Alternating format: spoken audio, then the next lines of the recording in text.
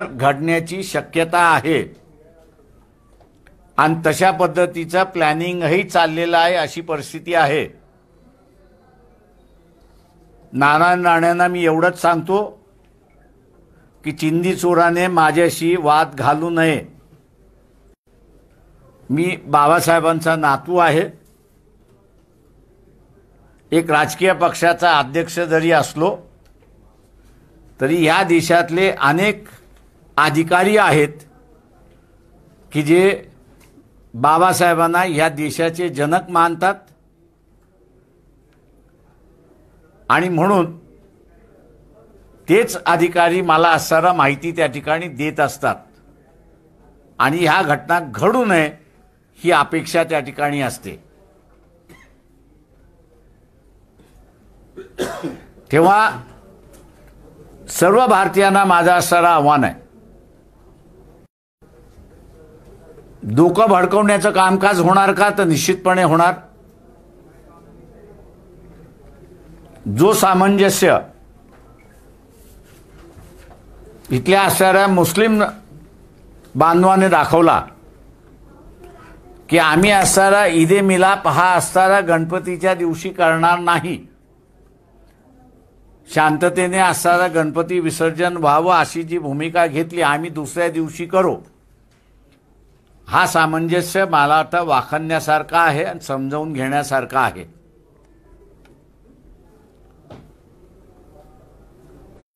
आणि म्हणून दिवाळीनंतर परिस्थिती बेकाबू जाण्याची जी शक्यता दंगलीच्या माध्यमातून होणं, गोध्रा आणि मणिपूर पुन्हा देशामध्ये होणार नाहीत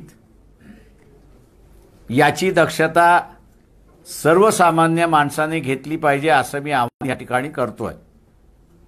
मानवतेला कुठेही काळिंबा लागणार नाही याची दक्षता सरकारने जशी घ्यायची असते तशी भारतीय नागरिकांनी सुद्धा घेण्याची असते आणि ते घेतील अशी अपेक्षा मी या ठिकाणी बाळगतोय। इथे दलितही आहेत, आदिवासी आहेत, RSS BJP संविधान बदलणार अशा वल्गना झालेल्या आहेत। तेव्हा आदिवासींना 5वं आणि 6वं शेड्यूल मार्फत आपला इलाका आपल्याला सांभाळता येतो आणि आपलं राज्य त्या ठिकाणी घटनेने बहाल केलेलं आहे, हे आता संपवायला निघालेले आहेत। दलितांना आरक्षण हा असणारा मुद्दा जिव्हाळ्याचा आहे, संपवायला निघालेले आहेत।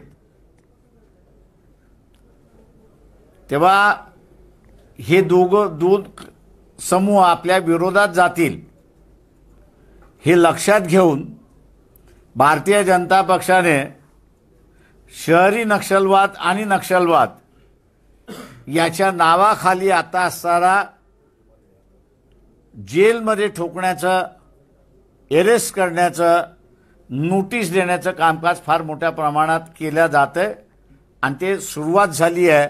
आज सकाळीच काही जणांना नोटिसा बजावण्यात आलेल्या आहेत की तुमच्यावरती असणारा NIAची चौकशी का लावू नये अशी परिस्थिती आहे। मी असं मानतोय की गेल्या 70 वर्षामध्ये अनेक वेळा सत्ता पालट झाला, पण हा सत्ता पालट शांततेने पडला अशी असणारी परिस्थिती आहे। या वेळच्या सत्ता पालट होईल की न होईल हे इलेक्शन रिझल्टच सांगेल,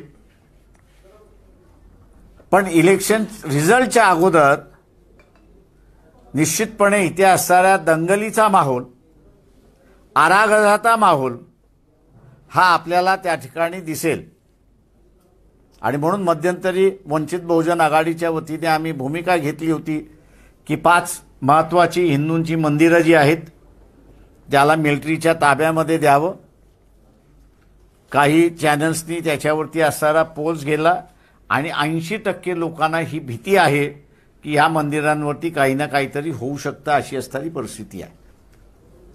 मी शेवटी या ठिकाणी एक मुद्दा मांडतो या ठिकाणी की हे शासन सर्वच गोष्टी कॉन्ट्रॅक्टवरती द्यायला निघालेलं आहे. रिक्रुटमेंट सुद्धा आता कॉन्ट्रॅक्टवरती द्यायला निघालेलं आहे. दुर्दैवाने सुप्रीम कोर्टाने ज्या गोष्टींमध्ये लक्ष घातलं पाहिजे आणि ठामपणाने हे संविधानाने मान्य केलेलं नाही असं जे म्हटलं पाहिजे ते अजून सुप्रीम कोर्ट म्हणत नाही. सेंट्रल गव्हर्नमेंट, स्टेट गव्हर्नमेंट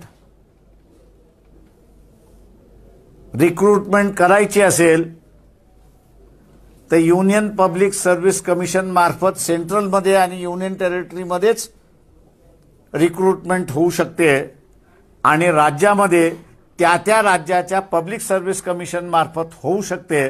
हा ठामपणे जो निर्णय सुप्रीम कोर्टाने दिला पाहिजे तो दुर्दैवाने कॉन्ट्रॅक्टच्या मॅटर गेल्यानंतर देत नाही अशी असणारी परिस्थिती आहे. कॉन्ट्रॅक्ट लेबर जरी लावायचा असला तरी तो प्रायव्हेट एजन्सी मार्फत लावू शकत नाही. ज्या 4 कंपन्या ज्या नेमलेल्या आहेत या बेकायदेशीर आहेत. त्यांना कुठलाही अधिकार नाही रिक्रुटमेंट करण्याचा. जे अकाउंट्सचे अधिकारी आहेत, अकाउंट्स खात्यामधले असणारे अधिकारी आहेत, त्या अकाउंट्स खात्याच्या अधिकाऱ्यांना माझं असणारं म्हणणं आहे की एका बाजूला आपण असणारा शासकीय नोकर आहात तेव्हा शासनाने दिलेला आदेश मान्य करणं हे आपलं कर्तव्य आहे. त्याच्यामध्ये चुकार होता कामा नये. पण हाच कामगार त्याचं दुसरं रूप आहे की तो ह्या देशाचा नागरिक आहे आणि या नागरिकाच्या हातामध्ये या देशाची सार्वभौम सत्ता आहे. तेव्हा या सार्वभौम सत्तेचा वापर करत त्यांनी त्याच्या मंत्र्याला फाईलवरती नोटिंग केली पाहिजे की हे जे रिक्रुटमेंट आपण केलेलं आहे हे रिक्रुटमेंट केलेल्या स्टाफला कुठल्या हेड खालून मी असणारा पगार काढू याचा खुलासा आणि लेखी आदेश आपण त्या ठिकाणी देण्यात यावे.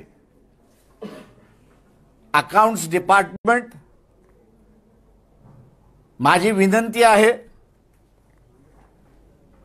की हे बगावत म्हणून आपण असणारा समजणार आहात, परंतु हा बगावत नाही.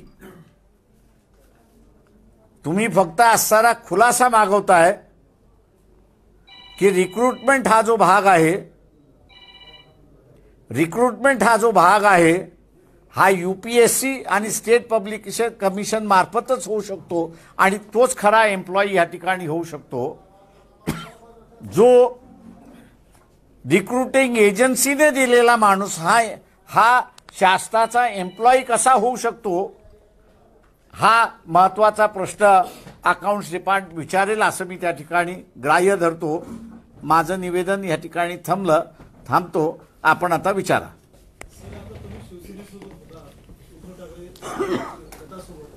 आता एकनाथ शिंदेच्या गटाकडून देखील आपल्याला निमंत्रण आलंय. संजय शिरसाट जे आहेत एकनाथ शिंदे गटाचे औरंगाबादचे खासदार आमदार त्यांनी निमंत्रण दिले की एकनाथ शिंदे गटासोबत एकनाथ शिंदे जोपर्यंत बीजेपी बरोबर आहेत तोपर्यंत एकनाथ शिंदे गटाबरोबर आम्ही कुठलीही बोलणी करणार नाही. राहिला प्रश्न उद्धव ठाकरे शिवसेनेबरोबर, तर मी असं म्हणतोय की आमची ठासणी झाली, बोलणी झाली, पण ती लग्नाची तारीख काढायला 2 भटजी आडवे येतात आहेत. एका भटजीचं नाव आहे काँग्रेस आणि दुसऱ्या भटजीचं नाव आहे एनसीपी.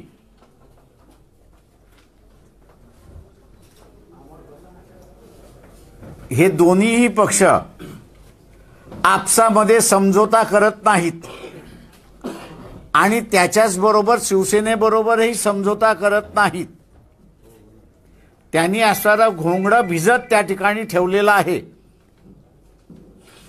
आणि त्यांनी घोंगडं कशासाठी भिजत ठेवलंय याचाही खुलासा त्या ठिकाणी होत नाहीये. तेव्हा कोण कोणासाठी काम करतंय याच्याबद्दल आता असणारा आम्हाला शंका घेण्यासाठी जागा आलेली आहे. मी अजून शंका घेत नाही, पण ज्या दिवशी शंका घेईन त्या दिवशी सरळ सरळ आम्ही आरोप केल्याशिवाय राहणार नाही. तेव्हा ह्या पक्षाला त्यांनी धमकी समजावी किंवा जे काही समजायचं आहे ते समजावं. तुमची युती होणार असेल तर सांगा युती होणार आहे. सीट वाटप ताबडतोब करून घ्या. सीट वाटप केलं नाही तर आम्ही असणारा उद्धव ठाकरे यांच्यावरती प्रेशर करणार आहोत की आता तुम्ही निर्णय करा यांच्याबरोबर जायचं की न जायचं, आणि ते प्रेशर करून उद्धव ठाकरेंबरोबर आम्ही समझोता करण्याचा प्रयत्न करू. सर, नितेश राणे पुन्हा म्हणतात की इंडिया आघाडीमध्ये आपल्याला घ्यायला विरोध होत होता किंवा होतोय. असे त्या इंडिया आघाडीचा आमचा काय तेवढा व्यापक नाही. आम्ही महाराष्ट्रापुरते मर्यादित आहोत. तेव्हा महाविकास आघाडी आहे, त्या महाविकास आघाडीमधला असणारा समझोता झाला तर सेनेबरोबर आमचा समझोत्याचा मार्ग मोकळा होतो. त्याच्यामुळे वरचं काय चाललं याच्याशी आम्हाला घेणं देणं नाही. राज्यामध्ये बीजेपीला हरवणं हे आम्ही असं क्रमप्राप्त केलेलं आहे. साहेब, माझा प्रश्न असा आहे की संसदेचे उद्घाटन प्रसंगी परवा पंतप्रधान मोदी साहेबांनी ज्या खासदारांना वाटप केलं त्याच्यामधला समाजवाद आणि धर्मनिरपेक्ष हा शब्द त्यांनी वगळलेला आहे. त्याबद्दल आपलं मत काय? माझं म्हणणं असं आहे की तो असला काय किंवा नसला काय, की तुम्ही बाबासाहेबांचा असणारा जर त्या कॉन्स्टिट्यूंट असेंब्लीच्या डिबेटमधलं असणारं वाचलं तर त्यांनी असणारं म्हटलंय की संविधानाच्या प्रत्येक कलमामध्ये सेक्युलर हा अंतर्भाव केलेला आहे आणि जे काही आम्ही असणारा फंडामेंटल ड्युटीज म्हणून असणारा त्या ठिकाणी केलेला आहे त्या तो असणारा सगळा समाजवादाचाच भाग आहे. आणि ते कधीतरी शासनाला आता रिसोर्सेस नसल्यामुळे तो ऐच्छिक ठेवलेला आहे, पण नंतरच्या कालावधीमध्ये तो ऐच्छिक न राहता तो कंपल्सरी होईन अशी परिस्थिती आहे. त्याच्यामुळे इंदिरा गांधीने हे 2 शब्द असले पाहिजेत म्हणून तिने असणारं अमेंडमेंट केली. जनतेने ते असणारं मान्य केलं. तो येणारा लहरी कारभार आणि हुकुमशाहीचा कारभार हे सरळ सरळ घोतक आहे असं मी त्या ठिकाणी मानतो. सर, एकीकडे इंडिया आघाडीमध्ये जे घेण्यावरून जी चर्चा होती त्यामध्ये उद्धव ठाकरे स्पष्ट त्यांची भूमिका स्पष्ट करत नाहीत. आपण पाठीमागील एका पत्रकार परिषदेमध्ये सांगितलं होतं की शरद पवार जे आहेत ते कधी अडाणीला जाऊन भेटतात. कुठंतरी वाटतं का शरद पवारच हा सगळ्यात मोठा अडकाटा तुम्हाला इंडिया आघाडीमध्ये घेण्यामध्ये आहे? राहुल गांधी निर्णय घेऊ शकत नाही हे आता व्हेरी क्लिअर दिसायला लागलेलं आहे. राहुल गांधीने मुंबईच्या इंडिया आघाडीमध्ये सर्व पक्षांना अडाणीच्या ह्याच्यावरती भूमिका घ्या असं त्यांनी म्हटलं. भूमिका झाली की न झाली मला माहीत नाही, पण एनसीपीचे असणारे नेते शरद पवार हे अडाणी बरोबर आहेत हे आता व्हेरी क्लिअर झालेलं आहे.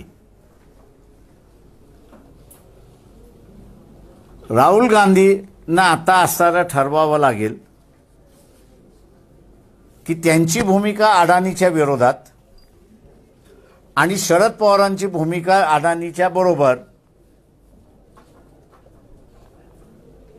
शरद पवारांनी किंवा शरद पवारांचं असणारं एनसीपी यांनी अशी कुठेच कंडिशन घातलेली नाही, त्याच्यामुळे ते मोकळे आहेत. पण काँग्रेस पक्ष जो राहुल गांधीचा पक्ष आहे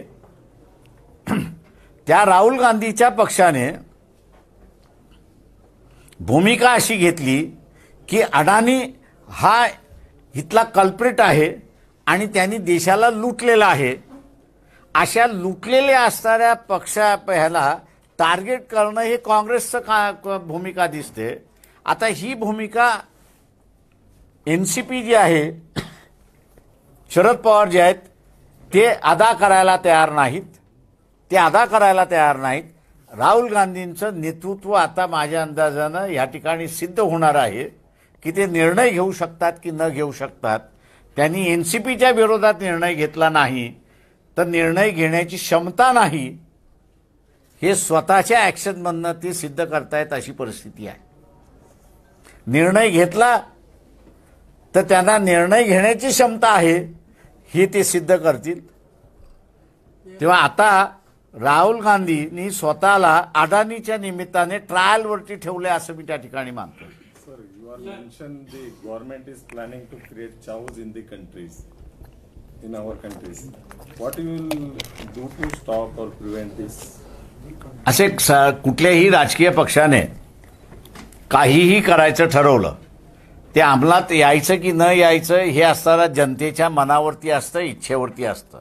आणि म्हणून आम्ही असणारा भारतीय जनतेला आवाहन केलेलं आहे की दिवाळीनंतर जी काही परिस्थिती निर्माण करण्याचा प्रयत्न होईल त्याला आपण असणारा खतपाणी घालू नका. 4-5 डोकी गो हत्या, अमुक हत्या, तमुक हत्या, असं लव जिहाद, अमुक तमुक असं जे काही करत बसलेली आहे त्याच्या नादी लागू नका, त्यांना प्रोत्साहन देऊ नका. हे भारतीय जनतेने केलं तर कोणाचे कितीही मनसुबे असले दंगली घडवण्याच्या तर दंगली घडणार नाहीत अशी परिस्थिती होते. MIM आणि बहुजन आघाडी आणि शिवसेना असं समीकरण होऊ शकते का? तुम्ही उद्धव ठाकरेंना विचारलेला प्रश्न अधिक बरा राहील. सर, मुंबईमध्ये मराठी माणसांना घर दिलं जात नाही, पण राज्यातल्या लोकांची मजुरी आहे असं. आणि सर त्याला जोडून एक माझा प्रश्न आहे सर, ही एक मुलगी इथं तुम्हाला भेटायला आली आहे, तिला कॉलेज सोडावं लागलं सर अशाच गोष्टी.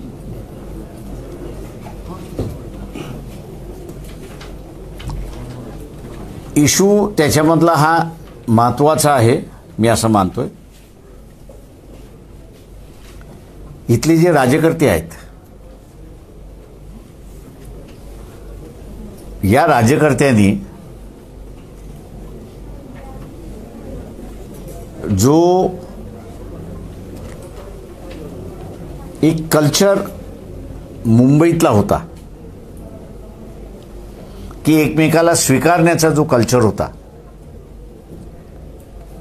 आणि त्याला जे प्रोत्साहित केलं पाहिजे होतं, दुर्दैवाने जी काही लीडरशिप आली ती कमकुवत होती, त्यांना समजली नाही आणि त्यांना उमजलंही नाही अशी असणारी परिस्थिती आहे. तेव्हा हे जे राज्यामधल्या लोकांचं एक बेट मुंबई तयार होतंय याला जबाबदार कोण असेल तर भारतीय जनता पक्षसुद्धा आहे आणि काँग्रेससुद्धा आहे अशी असणारी परिस्थिती आहे. आम्ही त्यावेळेस असताना भूमिका अशी घेतली होती की हा जो परराज्यामधला माणूस मुंबईमध्ये जो येतोय त्याला 5 वर्ष कुठलंही खाजगी वाहन विकत घेण्याची अधिकार असता कामा नये. कारण का मुंबईमधली बेस्ट आणि मुंबईमधली रेल्वे हे माणसाला नुसतं सहजीवन शिकवत नाही तर एकमेकाला टॉलरंट करणं आणि स्वीकारणं हे 2 ट्रान्सपोर्ट मुंबईमधल्या शिकवत होत्या. दुर्दैवाने जी काही लीडरशिप ह्या महाराष्ट्राला आली त्या महाराष्ट्राच्या लीडरशिपला मुंबईचं हे जे कॉस्मोपॉलिटन कल्चर होतं आणि हे कॉस्मोपॉलिटन कल्चर मुंबईच्या ट्रान्सपोर्ट विभागाने शिकवलंय हे लक्षात न आल्यामुळे त्यांनी बाहेरच्या येणाऱ्या माणसाला मराठी माणसाची जी एक मानसिकता होती आणि ती मराठी माणसाची मानसिकता ही परराज्यामधल्या आलेल्या माणसाची झाली पाहिजे त्याला जे प्रोत्साहन दिलं पाहिजे ते न दिल्यामुळे आपल्याला असणाऱ्या ह्या घटना होताना त्या ठिकाणी दिसत आहेत. कानाखाली आवाज काढून फक्त चालत नाही. सर, आपका बहुत बहुत शुक्रिया औरंगजेब रहमतुल्लाह अलैह के मज़ार पे जाकर जो महाराष्ट्र में जो वातावरण जो चल रहा था, एक समुदाय के नौजवानों बच्चों के अगर तस्वीर भी लगाए तो किस कर रहे थे आप वहाँ पर जाकर उस माहौल को ठंडा किया, आपका शुक्रिया.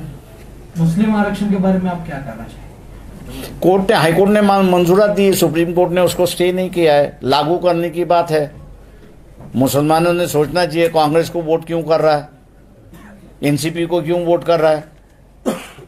पागल तो मुझे मुसलमान ही दिखाई दे रहा है कि जो लागू नहीं कर रहा है, जो हाईकोर्ट ने मंजूरात दी है, मंजूरात देने के बाद भी जो लागू नहीं कर रहा है उसके ही पीछे जा रहा है. तो ये मुसलमानों ने अपनी राजनीति पर सोचने की बात है, ऐसा मैं मानता हूं. 33% महिला आरक्षण विरोधात आपली काय भूमिका राहील? महिलांना असणारं आरक्षण मिळालं पाहिजे हे माझ्या आजानेच सुरुवात केली. त्याच्या विरोधात मी कुठं जायचं सांगताय मला? सर, राज्यातील 62,000 शाळा खाजगीकरण झालेला आहे आणि त्या चालवण्यासाठी कॉर्पोरेट कंपनी दिलेल्या आहे. त्यावरती कर्मचाऱ्यांच्या नियुक्त्या हा ज्वलंत प्रश्न आहे. सर, आपण काय भूमिका मांडू? ते आम्ही असं सरळ म्हणतोय की मग मुख्यमंत्री सुद्धा कॉन्ट्रॅक्टवरती द्या. मुख्यमंत्र्यांचं सुद्धा खाजगीकरण करा ना. तुम्हाला जर शासन चालवता येत नसेल तर तुम्ही बाहेर पडा ना. तुम्हाला थोडी आम्ही कॉन्ट्रॅक्ट दिले चालवायचं. इथली जनता आज आक्रोश करते, कॉन्ट्रॅक्टच्या विरोधातला आक्रोश करते आणि आक्रोश करत असताना तुम्ही पुन्हा पुन्हा त्यांना असं हे करताय. आमचं सरळ म्हणणं आहे की ज्यांनी इन्व्हेस्टमेंट केलेले आहेत, कॉर्पोरेट उद्या म्हणेल आम्ही इन्व्हेस्टमेंट केलेले आहेत, आणि मी इथल्या असणाऱ्या सर्व कॉन्ट्रॅक्ट कामगारांना आवाहन करतो की तुम्ही आम्हाला सत्तेमध्ये बसवा, परमनन्सी ही आपली असणारी करू, आणि ज्या कॉर्पोरेटनं दिलेल्या आहेत त्या पुन्हा काढून शासनाची जबाबदारी राहणार आहे. याचं कारण की शाळा आणि तरुण पिढी हिच्यामध्ये शासनानेच इन्व्हेस्टमेंट करायचं असतं, कॉर्पोरेटने इन्व्हेस्टमेंट करायचं नसतं. मराठा आरक्षणाच्या निमित्ताने जरांगीर पाटलांनी आता राज्यभर दौरे सुरू केलेले आहेत. त्यातून काय आउटपुट निघणार आहे का? याचं उत्तर जे आहे, ज्यांनी ज्यांनी मराठा आरक्षणामध्ये पुढाकार घेतला, मग ते अशोक चव्हाण असतील, शरद पवार असतील आणि नारायण राणे असतील, या सगळ्यांना आता उत्तर द्यावं लागेल की का होत नाही, का नाही झाले. गरीब मराठ्यांनी आवाज उठवावा असं आपण म्हणालो होतो मागं. आता जरांगीर पाटील हे गरीब मराठ्यांच्या बाजूने उभे राहिले, मग आपल्याला काय समर्थन असणार आहे? आमचं समर्थनच आहे. गरीब मराठ्यांनी उठाव करावा ना. आम्ही तर सरळ म्हणतोय की निजामी मराठ्यांच्या विरोधात जोपर्यंत असणारा रयतेचा मराठा उभा राहत नाही तोपर्यंत ना शेतीचं विकास होईल, ना इथे असणारा त्यांची प्रश्न मिटतील. मराठा समाजात ओबीसी मधून आरक्षण देण्याचा जो घटना चाललाय तो योग्य वाटतं का? ओबीसीने त्याला विरोध केलेला आहे आणि आम्ही असं म्हणतोय त्याच्यामध्ये की ओबीसीचं आरक्षण हे ओबीसीचंच आरक्षण राहिलं पाहिजे. इतर त्यांना आपल्याला आरक्षण द्यायचं आहे त्याचा असणारा जो फॉर्म्युला आहे तो एक तर शाहू महाराजांकडे होता आणि दुसरा बाबासाहेबांकडे होता. आणि त्याच्यामुळे हे जे इतर राजकीय पक्षांच्या नादी लागलेला जो आहे तो वाया जाणार आहे. ज्यांना ज्यांना आरक्षण पाहिजे त्यांना आम्ही असं म्हणतोय की तुम्ही वंचितच्या बाजूने या. आरक्षणाचा मुद्दा हा कशा रीतीने पुन्हा सुप्रीम कोर्टामध्ये मांडायचा, कशा माध्यमातून मांडायचा त्याची जाणीव आम्हाला आहे, पण तो मी पब्लिक करणार नाही. वंचित आणि शिवसेनेचा साखरपुडा होऊन देखील आणि लग्न जर मोडलं तर आपली भूमिका काय राहणार आहे? आम्ही असं अगोदरच भाजपला हरवण्याचं जे आव्हान आहे त्याला कसे सामोरे जाणार? ते आम्ही असं व्हेरी क्लिअर आहे की 48 जागेंची आम्ही असं तयारी केलेली आहे. नालायक काँग्रेसवाले आणि एनसीपीवाले पुन्हा असणारा बी टीमचा असणारा काढतात आहेत. त्यांना एवढंच फक्त सांगतोय की मी जर माझं तोंड उघडलं तर तुम्ही कुठेही राहणार नाहीत एवढं लक्षात घ्या. मी जोपर्यंत संयम बाळगतोय तोपर्यंत ठीक आहे, पण ज्या दिवशी मी भिंग काढायला सुरुवात केली तर मग तुमचे काय काय संबंध आहेत ते मी असं त्या ठिकाणी काढेल. त्याच्यामुळे असं त्यांनी माझ्यावरती ही पाळी आणू नये ही माझी असणारी अपेक्षा आहे. नाही तर माझ्याकडे नो होल्ड बॅरियर असतं. सर महत्वाचा एक प्रश्न आहे की खाजगीकरण किंवा एजन्सी मार्फत जे पदं भरलेले आहेत, जर समजा सेक्रेटरी पद जर समजा एजन्सी मार्फत भरलं आणि त्याचं अनुकरण जिल्हाधिकाऱ्यांना संबंधितला करायचं तर ते शासन निर्णय जे आहेत ते लागू कुणाला नेमकं करणार? ते शासन निर्णय लागूच होऊ शकत नाही जोपर्यंत एमपीसी असं एक लक्षात घ्या, जोपर्यंत एमपीसीसी मार्फत किंवा यूपीसीसी मार्फत होत नाही आणि त्या होत असणाऱ्या माणसाच्या अपॉइंटमेंटवरती जोपर्यंत ज्यांना पॉवर डेलिगेट केलेले आहेत ते डेलिगेट केलेल्या माणसाच्या सह्या जोपर्यंत होत नाही तोपर्यंत तो गव्हर्नमेंट एम्प्लॉई म्हणून ठरतच नाही. त्याच्यामुळे तो सेक्रेटरी असो किंवा कोणी असो. सर माझा एक महत्वाचा मुद्दा आहे असा की आपण म्हणलात की दिवाळीनंतर एक वेगळी परिस्थिती महाराष्ट्रामध्ये येऊ शकते, देशामध्ये येऊ शकते.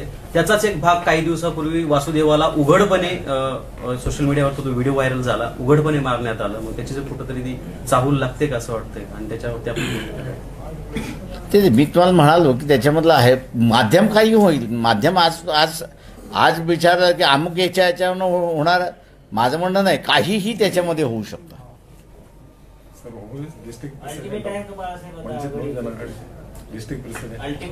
That is our internal issue, that's not public issue. जिल्हाध्यक्ष नाही लातूरला. हो आहे, माहिती आहे मला. आमचे संघटना कार्यकर्ते आहेत त्याच्यामुळे असं सलीम सय्यद बसलेले आहेत, ते असं सक्षम आहेत जिल्हा सांभाळायला. त्याच्यामुळे असं आपण चिंता करण्याची गरज नाही. सर इथला मतदार जो आहे तो कुणालाच नाराज करत नाही, त्याच्या मतदार जागृतीसाठी पण काही पक्षांना करावं लागणार आहे का? इथला मतदार जो आहे तो कुणालाच नाराज करत नाही. वंचित आघाडी सोडलं तर सगळेच सत्तेत आहे आणि सत्तेतून बाहेर पण आहेत ना. म्हणजे मतदाराची कुठे गफलत होती असं वाटतंय? ते आता मतदार आहेत. माझं म्हणणं आहे की जोपर्यंत गाडी व्यवस्थित चालली होती तोपर्यंत सत्तेमध्ये कोण बसलं हे मतदाराला घेणं देणं नव्हतं. याचं कारण की त्याला माहीत होतं की चाकोरीतूनच आपण चालणार आहोत. पण आता ज्यावेळेस चाकोरीतून बाहेर पडण्याची भाषा ज्यावेळेस होत आहे त्यावेळेस मतदार स्वतःहून जागा झालाय हे मला दिसतंय. राज्यामध्ये त्रिशंकू वातावरण जे तयार झालेलं आहे, जे की ज्याच्यामुळे एखादी सत्ता नाही तर येणाऱ्या 2024 मध्ये अजून परिस्थिती निर्माण होईल असं वाटतंय का? मतदार काय करेल हे आपल्याला प्रेडिक्ट नाही करता येत. चल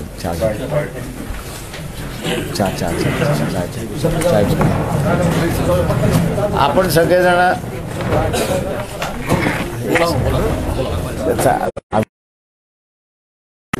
सर्वांना विनंती आहे की सर्वांनी चहा नाश्ता घेऊनच जायचंय.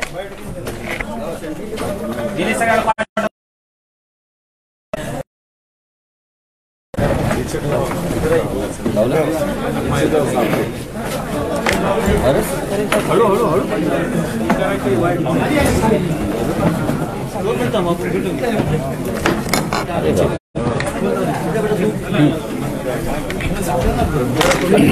थोडं बॅग जा, सगळ्यांना दिसतंय.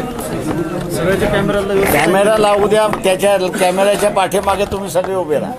दादा ऐका, थोडं बॅग बाहेर द्या तिथं. तुम्ही घ्या थोडं जरा.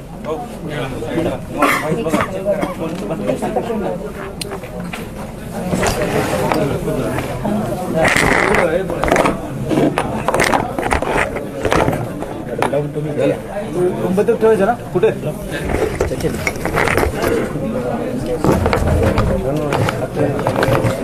ठीक आहे थोडं बॅग जा केलं आम्हाला केलं सर तुम्ही पण मागे थोडं एक एक पाऊल मागे जा सगळं व्यवस्थित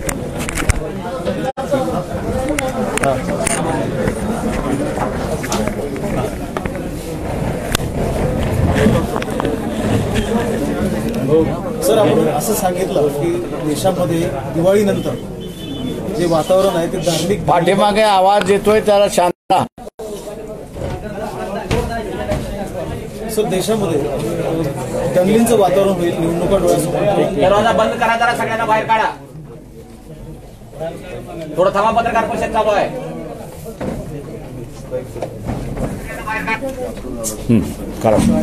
सर आपण असं सांगितलं की आणि आपण नेहमी सांगतो की देशामध्ये दंगलीचं वातावरण निर्माण केलं जात आहे दिवाळीनंतर काही होऊ शकतं गोधरासारखा म्हणजे तसेही प्रकार होऊ शकतो तर नेमकं आपण म्हणजे कशाच्या आधारे सांगतो आहोत आणि आपण सांगत असताना सरकार गंभीर आहे असं वाटतं का तरी या सरकारने एक लक्षात घ्या की या गेल्या वर्षभरामध्ये 1,13,000 हिंदू कुटुंब देश सोडून बाहेर गेलेले आहेत. हे सरकार गेलं तर ते आम्ही बाहेर का गेलो ह्याचं असताना कारणं त्या ठिकाणी सांगणार आहेत आणि त्यांनी ती कारणं सांगायला सुरुवात केली आणि त्यांना असणारा ब्लॅकमेलिंग होत असेल धमक्या दिल्या जात असेल किंवा इतर काही गोष्टी केल्या जात असतील तर त्यांची चौकशी निश्चितपणे होणार आणि आपल्यावरती कारवाई होईल. या आता भीतीपोटी कुठल्याही परिस्थितीमध्ये आपली सत्ता राहिली पाहिजे अशीच कारवाई भारतीय जनता पक्ष RSS कडून केल्या जाते नरेंद्र मोदींकडून केल्या जाते आणि अमित शहाकडून सुद्धा त्या ठिकाणी केल्या जाते.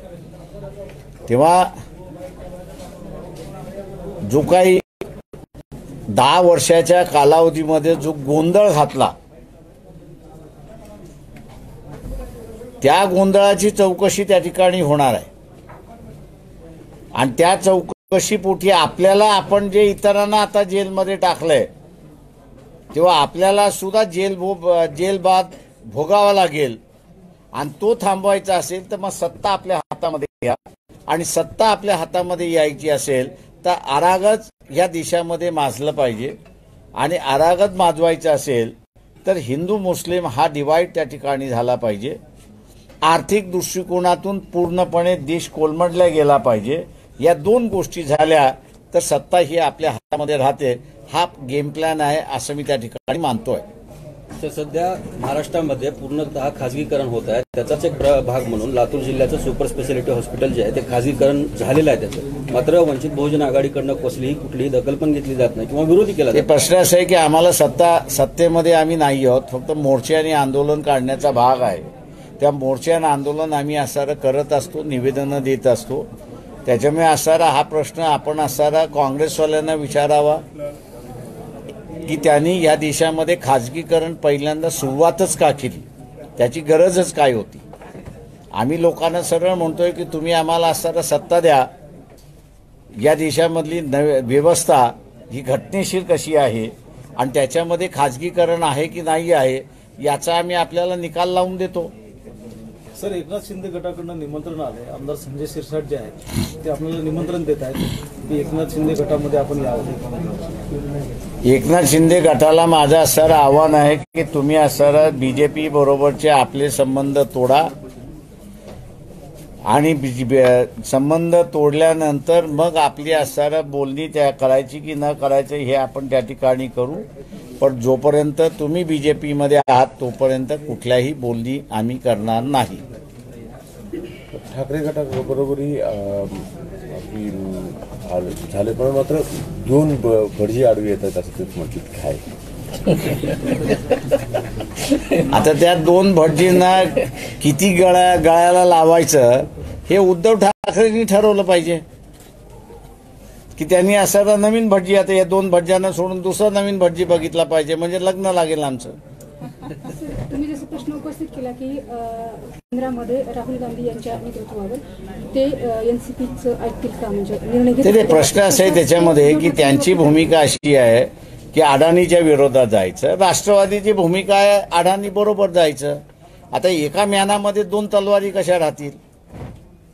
आता इंडियामधला असणारा प्रमुख पक्ष काँग्रेस आहे, तेव्हा काँग्रेस पक्षाला भूमिका घेतली पाहिजे आणि त्याच्यामध्ये राहुल गांधीला भूमिका घेतली पाहिजे की जे अडाणी बरोबर जातात आहेत त्यांना इंडियामध्ये ठेवायचं की न ठेवायचं. नोरोबा कुंजोबा त्यांची भूमिका झाली तर निर्णय घेण्याची क्षमता नाही हे सिद्ध होईल, त्यांनी निर्णय घेतला तर निर्णय घेण्याची क्षमता होईल हे सिद्ध होईल.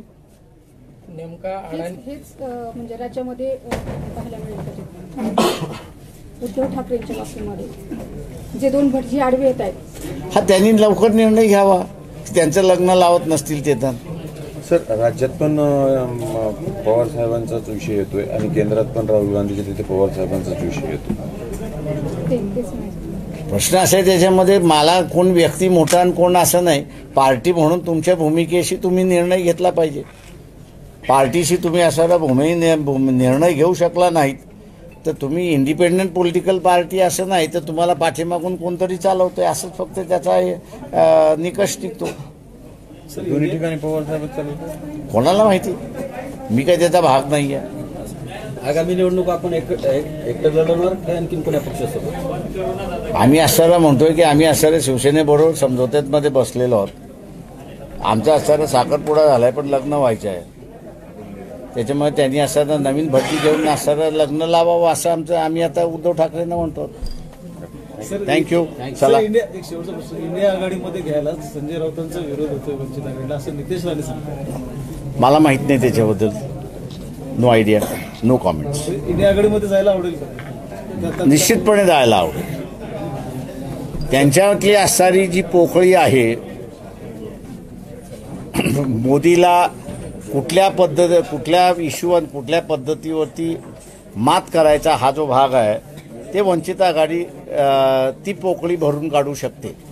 सर शेवटचा प्रश्न, निखिल वागळे वरिष्ठ पत्रकार त्यांनी असं ही केलं आहे की बाळासाहेब आंबेडकरांच्या वंचित बहुजन आघाडीच्या विरोधामध्ये जे वामन मेश्राम आहेत बामसेब चालवतात ते शरद पवार त्यांना जवळ करतात असं निखिल वागळे वरिष्ठ पत्रकारांचं. मला माहित नाही काय आहे त्याच्यामध्ये, तुम्ही निखिल वागळे यांना विचारा तो प्रश्न. ठीक आहे, थँक्यू. थँक्यू. चला.